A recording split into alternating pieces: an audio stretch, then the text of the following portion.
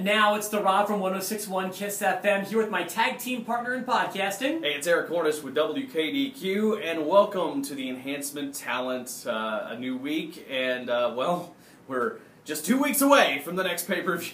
You know what? And that's what we're going to talk about today was last night's Payback pay-per-view, and that is my overwhelming thought from the show. Here is my synopsis of last night's show. It was great wrestling where absolutely nothing happened. Pretty good, yeah. I right? agree. That's a pretty good synopsis. I didn't think of it that way, but at the same time, phenomenal matches. Which sometimes that's okay. But yeah, that's a pretty good synopsis. I didn't really think about that. You're right. Nothing really happened. No belts changed hands. No storylines, with the possible exception of like Cena and Rusev progressed at all. Everything was the exact same as the way we went into this show. And when you consider that there's another, I guess you can call it pay-per-view, 2 weeks away, one of them didn't need to happen. Yeah, no, you got a good point there. But I will say this, I thought it was a solid show last night. I was very happy with the way the show turned out, even with nothing happening. You know, sometimes good action just makes the difference, and there was a lot of that. It was, at no point was it tough to watch. Every match was really good. Yeah. Like even the worst match was still good on the show. Yeah. Which is fine, and that's fun to watch, and I like shows like that. But there's nothing like, oh man, did you catch that? Right. You know, man, you missed this last night. You know, you didn't miss anything if you missed last night.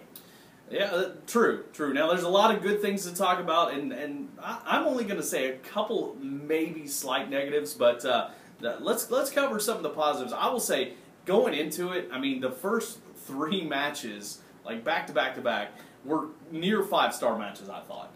I thought the opening match with Ziggler and Sheamus, perfect way to keep that storyline going. And isn't it interesting what a little bit of blood can do? Because you know, they don't allow blood in WWE anymore, but the last 2 times we've seen it, and seen it significantly, and that was with the main event at WrestleMania and with this match, it happened at the right time and it meant something. So even if it had been a blade job, I think it would have been perfect. I think there was definitely a blade job last night. You can even see it. Absolutely. Really? Yeah, you don't? See, no. I didn't see that last night. No, I saw Ziggler headbutt Sheamus, and that's what busted him open. But maybe I missed something. I'll have to check it out. He put his hand on his head immediately after that, but I mean, that would happen instinctively anyway with a headbutt. But that kind of blood flow, definitely a blade in my opinion. Really? I don't know if he's going to get in trouble for it. I don't know if he got approval. I doubt it, but maybe. But he's, I think, 100% on a blade job there. Really? And WrestleMania, too. No, that one, I've watched the WrestleMania one over and over and over again with Lesnar. I don't think it happened. I've tried to find it a million times, and I don't think it happened. I think they've seen a video where they show the blade handing off from the ref to... I remember seeing something happen with a handoff, but watching the way it happened with nothing on his head to hitting the post to immediately having...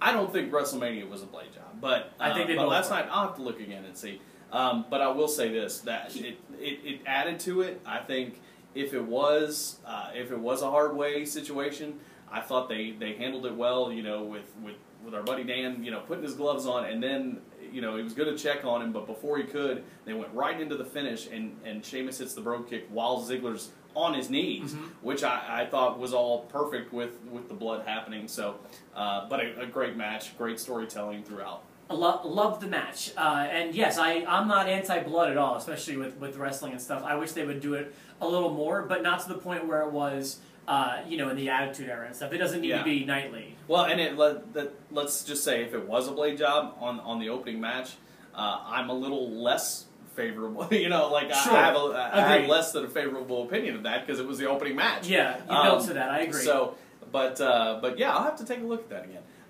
Second match, the 2 out of 3 falls match. I was worried that they weren't going to capitalize on having the 3 guys from New Day there, but then at the very last minute they do. Amazing match again. You could have taken all 3 of those falls, and on their own would have been great matches. Yeah. And then they put them together. The spot that they did towards the middle, where like a kid was bouncing over everybody and hit the clothesline on was it Big E at the end, or no, it was Kofi. Okay, yeah. Man, they were doing some really innovative stuff, some well-timed stuff, some high-risk stuff.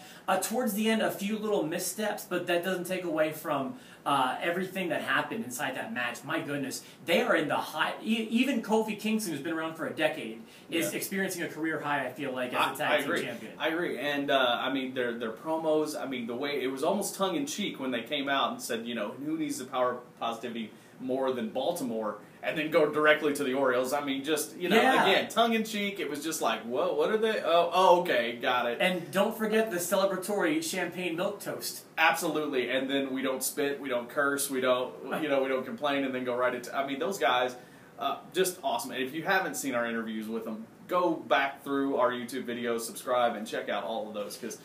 They were awesome. Having interacted with them, and you can watch all the interviews that we've done with them, because we've both done interviews with them. I don't feel like this is a character for them. I feel like this is who they are. They just turned up a little bit. Yeah. They are just, you know, and it's working for them. And who would have thought? And especially Kofi out of those guys could be a great heel, and he is. So just the way that they do it. Of course, they won't tell you that they're heels, but that's my favorite kind of heels. Heels that don't know they're heels. Absolutely. That's kind of me. Did we talk about when they were shown celebrating a Raw victory throughout the course of the entire show? Oh, yeah. That was so funny. They're doing a great job as heels. They're my kind of heels, the ones that make me laugh. Let's move on to the third match, which I got to tell you, the best storytelling of the night. And that was Bray Wyatt and Ryback. Perfect storytelling in a match with two guys that you didn't really know how that was going to work. In my opinion, I think they told the story great. I think Ryback doing something different, coming off the top rope with that splash after he had already had the injured ribs, but selling the ribs and just barely able to cover. Perfect, and working into the finish where the turnbuckle was gone with the ribs. I mean, the storytelling was perfect. It leaves it open for more matches, just like we'd hoped.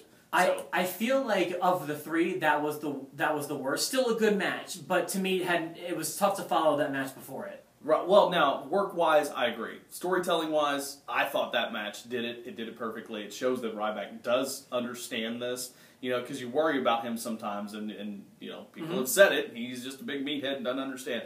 I don't agree. I thought he did it well. I've always supported Ryback. I liked him back when he was Skip. To me, he's got the look. He cares about what he's doing in there. Yeah. He may not be the best mechanically, but he's getting there, and he's doing fine. Those two, actually, they've got more to come, I think. So I think so, too. I really hope they put Bray back with his family. I know you've been saying that too, but that could benefit everybody. Yeah, I think it's going to happen. Let's talk about Cena Rusev. What did you think about that one? Cena and Rusev, I liked. I thought that was actually some pretty good storytelling. Kind of kept me guessing, especially when Lana would get involved. I was always thinking, "Here it comes, here it comes." Right. But I didn't like the ending. Didn't work for me. The match was great. Here came my problem when Rusev let go of his finish.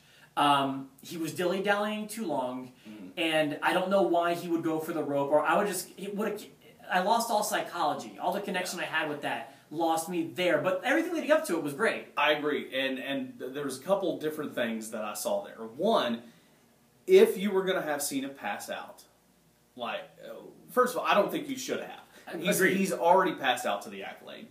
And two, I even told Brendan, not this. Please, I don't want, not the Austin Bret Hart thing. Right, but he passes out, and then he can't quit. So they're, pounding that into your brain.